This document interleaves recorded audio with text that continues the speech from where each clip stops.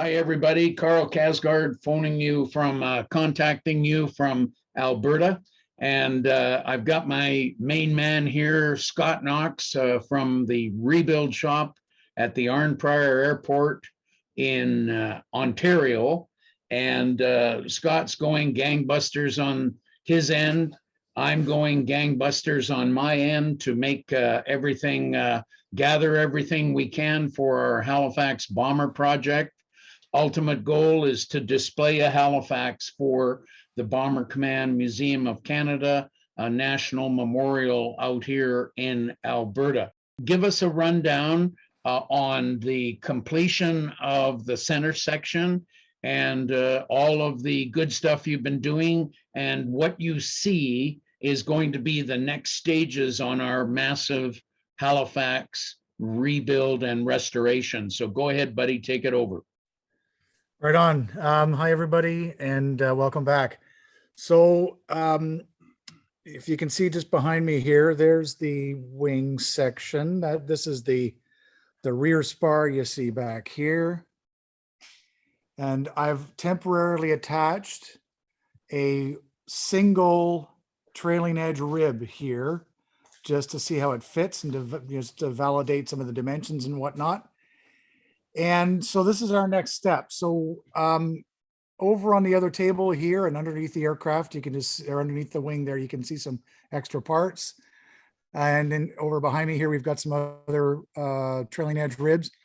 We have about half of the ribs we need to be able to do the full 30-foot, both port and starboard side. I have to fabricate about, I think it's around 16 or 17 ribs. Because either we don't have them at all, they didn't exist in the donor aircraft, or the ones that we have are bent, mangled, otherwise unusable. So today, my task, and you can just see some papers on my little desk behind me, I have to go along and I've taped a tape measure to the rear spar, and I have to go along and mark each one of the stations where there's going to be a rib, and then start to prep for all the bracketry and whatnot that's going to hold these ribs on. So there's really two parts, planning. It's all really about planning, and then get into rib repair or fabrication, and then installation, right? So that's what we're working on right now, Karl. And yeah, no, I'm really super excited. I got to be really careful I don't bang my head on this sharp thing. Yeah, really excited to get involved into this next phase. I'm really looking forward to it. And again, I think, we go in these spurts, these kind of growth spurts almost, or project phases. And I'm really excited about this phase. It's coming together really well. Sure. Now, the other thing that we've got a beautiful diagram of the center section that you set up. It's kind of a CAD diagram.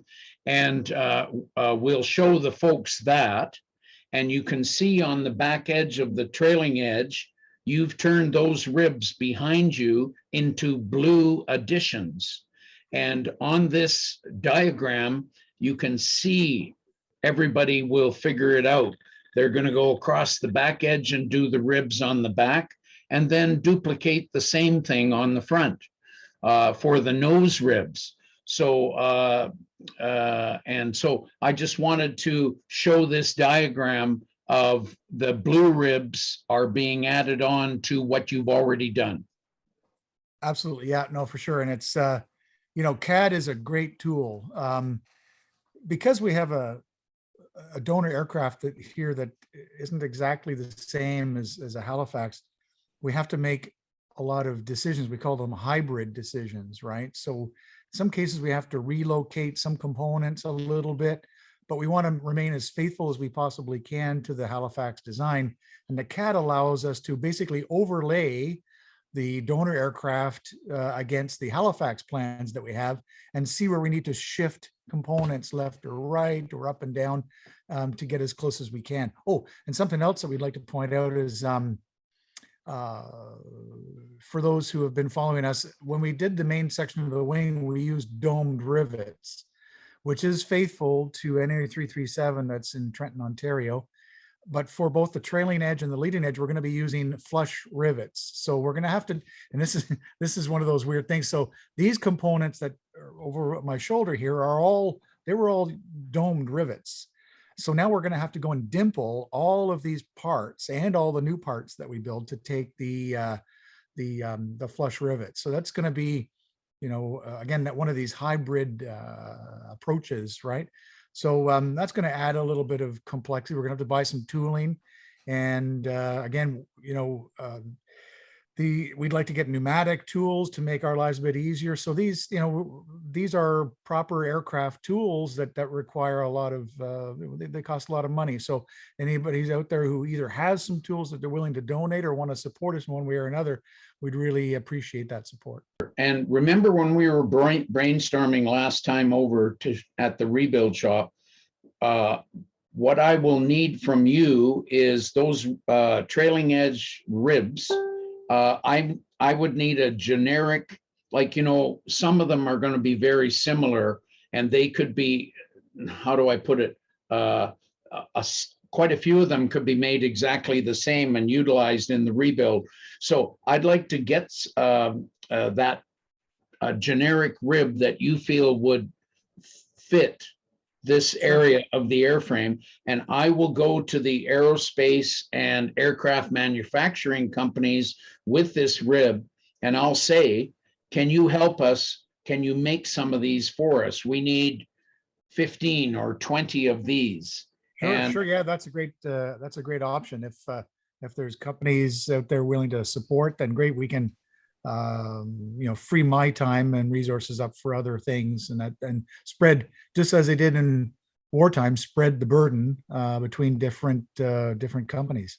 Right. Yeah. So, let's get together on a front rib that could be fairly standardized, and a back rib on the trailing edge of the wing.